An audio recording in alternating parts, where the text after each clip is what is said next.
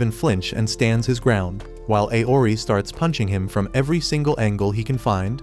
But the bright flame burning around the spirit blocks all the attacks completely, forcing Aori to back off and rethink his strategy. The sad boy looks at Aori and sighs sadly before asking whether that's the best he can pull up with. Aori is shocked as he gave his best shot right now. But before he could say anything, his eyes burst with blood as his vision reddens and he falls to the ground. He is left dazed and wonders what the hell just happened to him.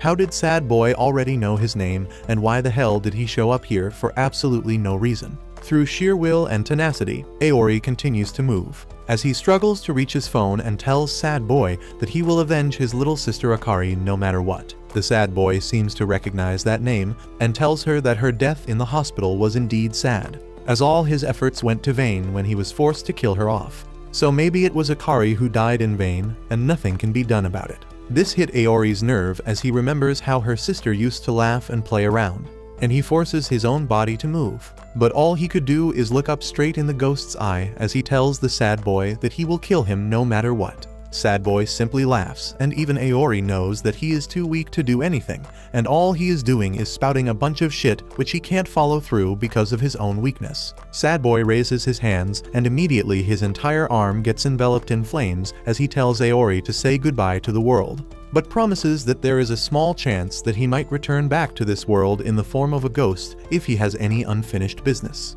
Aori realizes that there is nothing he could do at this point and closes his eyes, apologizing to Akari and accepting his own death.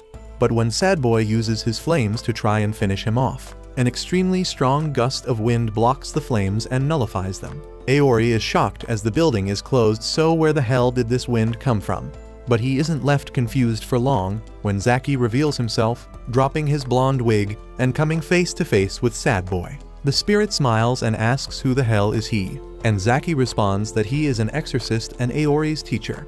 Before the spirit could even react, Zaki gets all three of his students away from immediate danger, which surprises even the Sad Boy, who realizes that Zaki doesn't seem like a weakling like the other three kids. Aori starts getting worried about Cuckoo and Yuru, but Zaki tells him not to worry too much as they are not dead, and their powers protected them for now. Aori continues calling out to them, and soon Cuckoo opens his eyes, claiming that he has got a terrible headache, while even Yuru opens her eyes, trying to remember what the hell just happened. Zaki starts crying, apologizing to his students, claiming that he didn't want to leave them alone, but the women would not let him go and wanted to take him on a wild ride.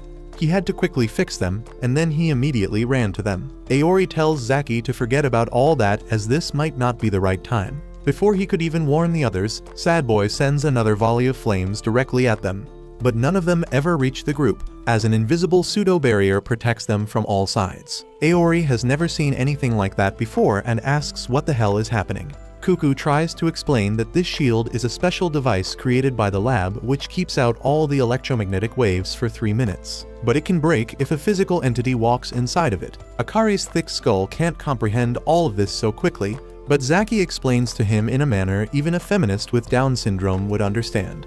He tells them that the barrier keeps out all the ghosts and their attacks for 3 minutes, after which they will be on their own. He tells them to hang tight, while he himself gets up and praises Aori for doing a good job. Aori is confused as he didn't even do anything, but Zaki claims that even surviving against the Sad Boy with sheer will was a feat in itself, and for that, he should keep his head held high. Aori struggles to keep back his tears as the positive words from the teacher touch his soul. Zaki tells them all to stay back as he takes out his fan and creates a magical carp in the air, ready to face off against one of the most dangerous ghosts in history. Without wasting a single minute, Zaki attacks him with his magical fish, and manages to land a good strike which pushes the ghost into the stands as it falls down. He continues to push his attack and hits the spirit once again. But this time Sad Boy was ready and manages to block the attack. He smiles, claiming that if he is Aori's teacher, that means that his death would end up creating a really strong connection of Aori to the world, and he would be reborn as a spirit. Immediately the ghost starts showering Zaki with his magical flame, while he dodges and sidesteps the attacks one after the other before launching a counter of his own. Aori realizes that Zaki is on a completely different level than them. He asks Cuckoo what kind of cyberkinesis is Zaki using, and Cuckoo replies that Zaki is not using any cyberkinesis as he doesn't have any. He is simply channeling his raw spiritual powers into magic with the help of a digital converter. and the fan is the main mechanism for him to be able to do that. He claims that Zaki is one of the older generation exorcists who were never taught how to deal with the digital ghosts of this era, and that's why new generations of ghost hunters are needed whose powers are native to the digital world, so that they can better handle these spirits when they inevitably attack mankind. Zaki's eyes start bleeding, which worries Aori, but Cuckoo tells him not to worry. He claims that Zaki is much stronger than this, and if Sad Boy was a real ghost and not a digital one, Zaki could have erased him from existence within minutes. But when these analog old-gen exorcists channel their spiritual powers through a digital converter, the magnitude of their power decreased by 90%, which means that Zaki is technically only fighting with 10% of his true abilities. Aori anxiously watches Zaki get cornered by Sad Boy, but just when he thought all was lost, Zaki simply smiled and created 2 more fishes from his magic and attacked Sad Boy with all 3 of them simultaneously. Aori is shocked, but Cuckoo continues his exposition dump,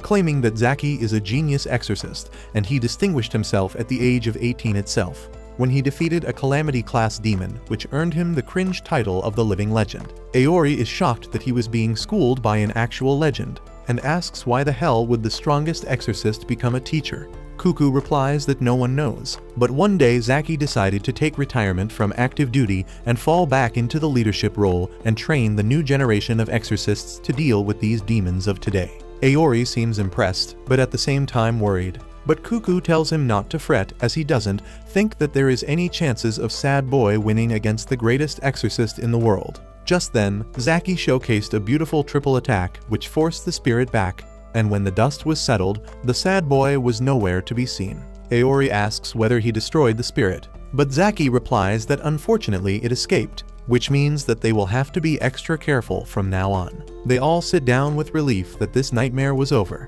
while Zaki tells them that the Sad Boy was not fighting with all his strength as his charge was getting over. So basically he was fighting in power saver mode. Cuckoo gets irritated as he realizes that they basically lost an incredible opportunity to exorcise the ghost. But Zaki tells them not to think too much about that, as the most important thing was that all of them came out of it safe. He hugs them all, which gives Aori a new perspective of his own weakness, and he turns towards Zaki, claiming that he has a new goal in life now, and he wants to become exactly like Zaki. Zaki laughs at that, and tells them that they should all return to the school and get some rest as well to recover so that they can train even harder. They all soon return back to the academy, and while Zaki was called into a meeting, Aori and Cuckoo get a change of clothes and head into the nurse's office, where they find Yuru completely patched up and brand new. Aori doesn't understand how all her injuries could disappear so quickly, when the nurse named Mina emerges from behind a door and tells him not to worry about his injuries. She clicks a picture of him in her phone and uses her ability to literally Photoshop him back to health. Soon the rest of their classmates also enter the office, but Aori, Cuckoo, and Yuru are not really in the mood to have any fun. They have a determined look on their faces as they tell their classmates that they are heading off to train as they don't want to get humiliated so badly again. Before they could leave though, Mina tells them to have a look at their batteries, and they soon realize that they are basically out of spiritual energy. It doesn't really matter to them though, as if they can't train their spiritual powers, then they will train their muscles and gain efficiency in any way possible, so one day they can take revenge and kill the Sad Boy once and for all. A couple days pass by since that incident, and after recovering back to full strength, Aori realizes that he is not able to use his cyberkinesis to its fullest potential and goes to meet with Cuckoo and Ren. He finds them sitting on a table having some tea, but Cuckoo seems to be busy with something. Ren greets Aori warmly and asks what he is doing so early in the morning. Aori replies that he hasn't been able to sleep very well, since he realized how unfit his body actually is. Ren is a little confused, but Aori claims that during the last fight against Sad Boy and that other ghost account, he realized that his cyberkinesis was working amazingly, and he was able to think and react to things faster than he normally would. But his body was constantly holding back. There was always a disconnect between his brain and his body, where his body would react late and it would get him caught out in the open. He thinks that if he trains his hand-to-hand combat skills even more and work on conditioning his body, he can wield his abilities much better and will be able to deal with the ghost accounts much more easily. With that, he turns towards Cuckoo and bows down, requesting him to train him so he can learn how to use his skills better.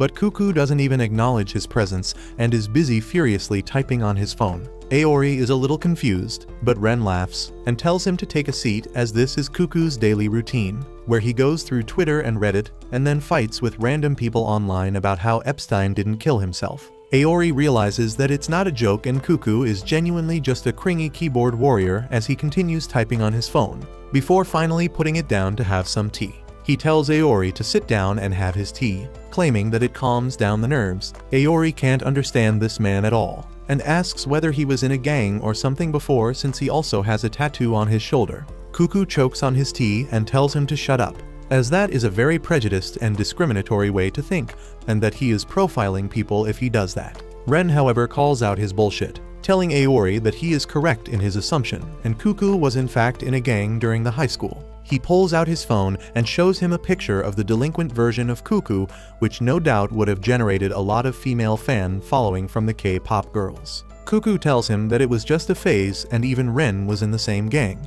Ren claims that he was just following him around, and tells Aori that he knows Cuckoo since childhood and they have kind of a bromance between them. Cuckoo claims that he doesn't swing that way, while Aori realizes that he basically doesn't know about any of his peers and tells Ren that he would like to know as much as possible about them. This surprises Ren as usually the rage baiters are very self-centered and assholes, but Aori doesn't seem to fall in the same category. Cuckoo asks him to tell him what he wanted from him, which Aori totally forgot about that, but instead of training him, Cuckoo sends him to look for Hage as she is the hand-to-hand combat specialist who can teach him the most. While looking for Hage, he comes across the creepy-looking doll sitting on the desk and starts talking to it, asking whether it can train him in combat, but Chucky here